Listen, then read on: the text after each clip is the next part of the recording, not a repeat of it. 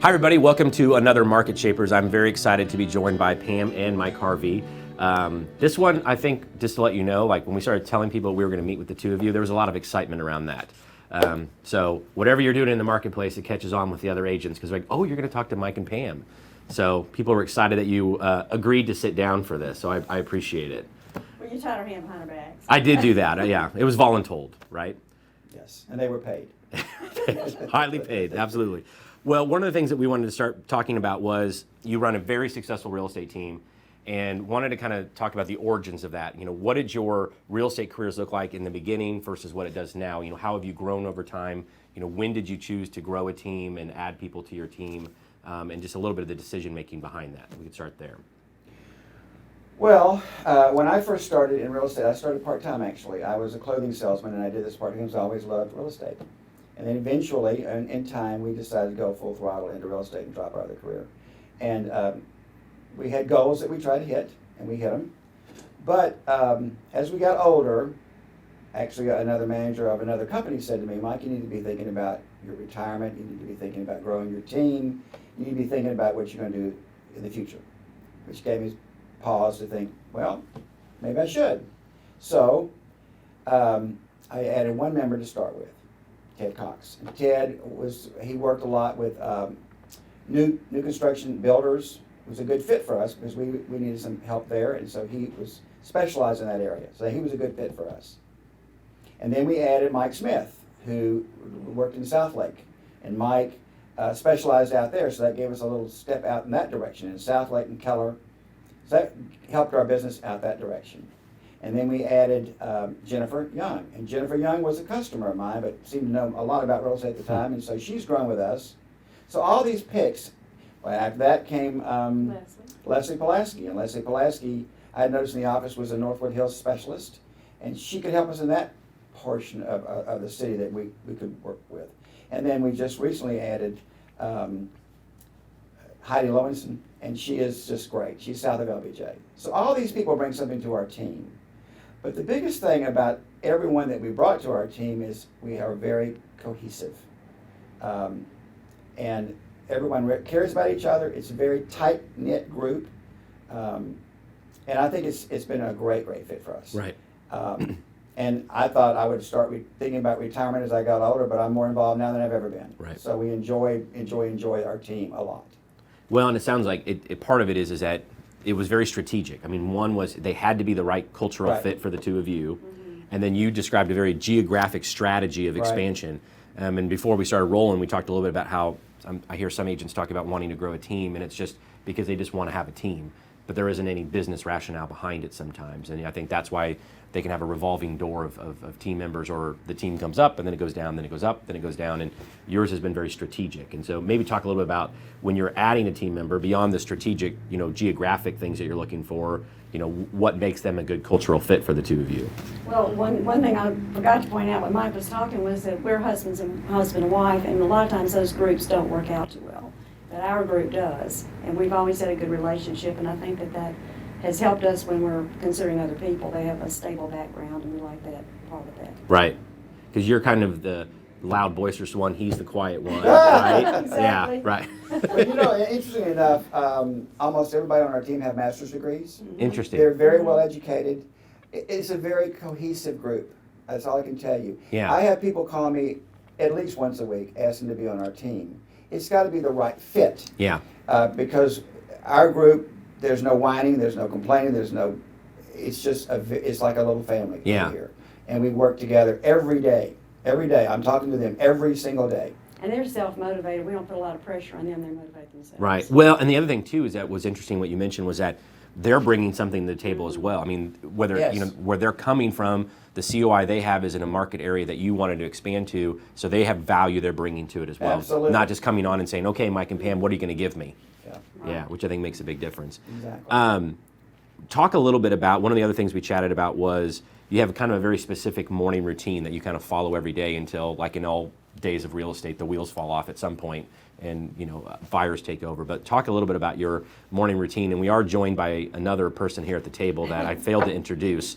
But maybe chat a little bit about your morning routine and who our friend is here. Well, morning routines vary, of course, but most mornings start off with me with quiet time.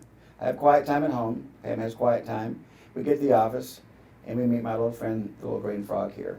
And this was given to me by a manager for a previous company, and she had one sitting on her desk. And I asked her one day, why is it there? She said, because I have to eat that frog every morning. I said, what does that mean? She says, well, I do the things I don't want to do every morning. So every morning this sits on my desk right next to me, and I have to eat that green frog. And that could be calling a disgruntled buyer, a disgruntled seller. It could be just things you don't want to do. Right. That you put behind you. It may be for some people calling cold calls. Nobody wants to do that, but you need to do it. Yeah. So get that over with, get it out of the way, and then move on with your routine. And once you do that, I wouldn't say that. Some people say, "Well, does your group meet once a week?" Our group meets every day. Yeah. I mean, we're in there every day. I don't ask our people to come in the office; they want to be here. And we get together. We talk about what's going on with what they're doing. We discuss their clients. We discuss what's happening with their listings, and then we do review, of course, our numbers every day. And then we move on. So we have listings. We have appointments made all afternoon. So most of them starting in the morning, and Pam and I work about every night till about 10 o'clock. Yeah. When we get home, we're still working. We're still going.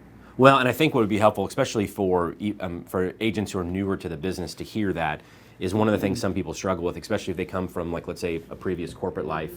You know, real estate could take on the impression of being unstructured because, you know, there isn't someone watching their watch to see, did you show up on time? Are you sitting in your cube on time? And so adding that discipline in the morning of this is what we do. You have a routine every single day. It provides that consistency so you're doing those things. And you're right.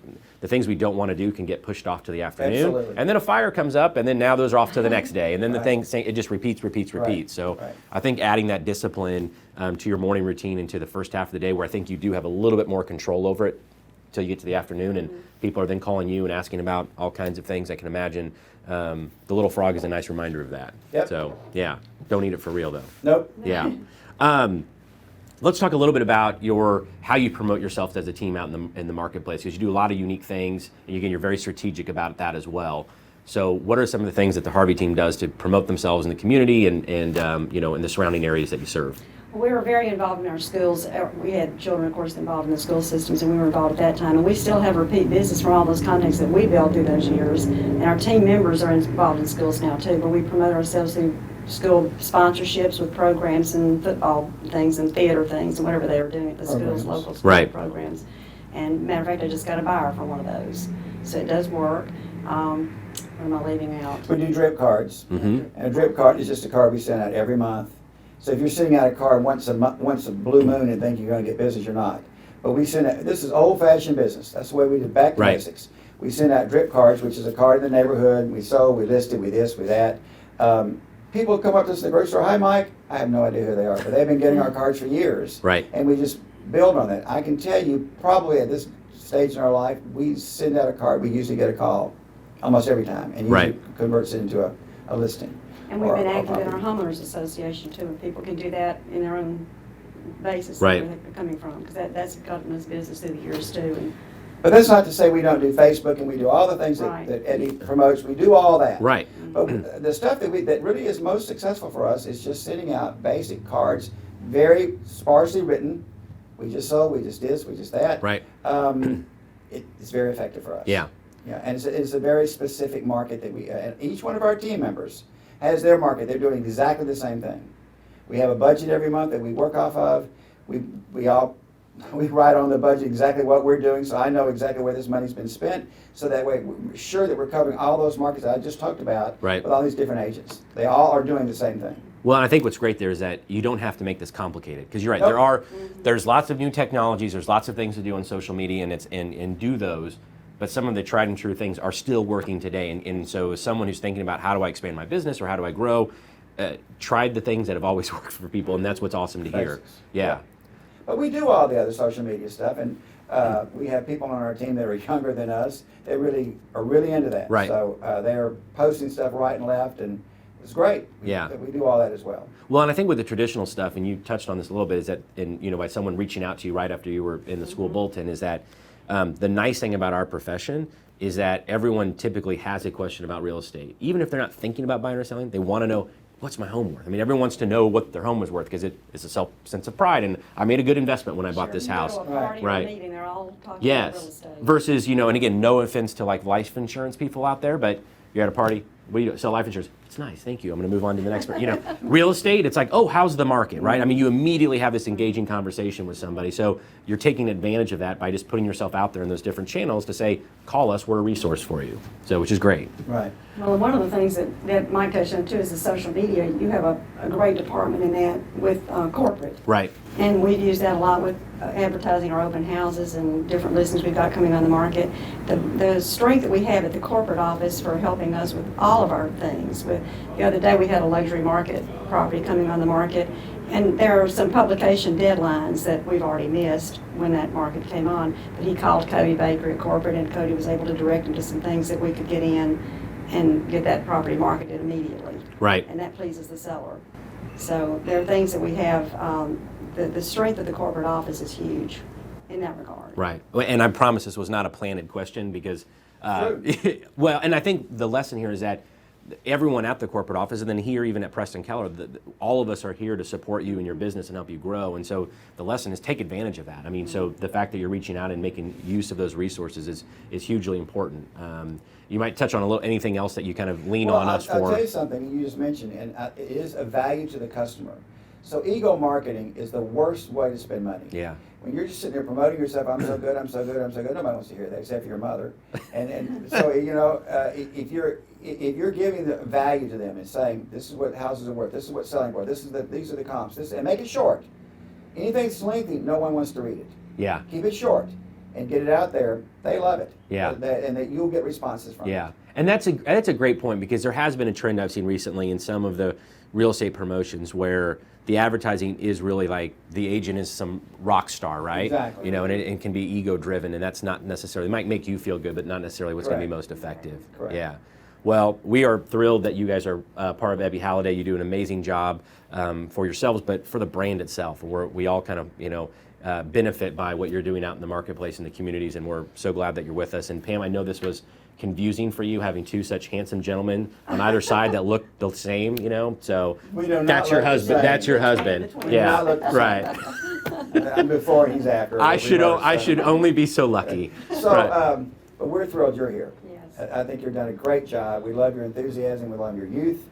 And I think you're just a great thing for the company. Well, that was very kind, and it's a team effort for sure, and we're glad to be partnering with you. Well, thanks for having us. You bet. Well, thanks for tuning in to another edition of Market Shapers. These are absolute market shapers here in our company, and tune in next time. Thanks so much.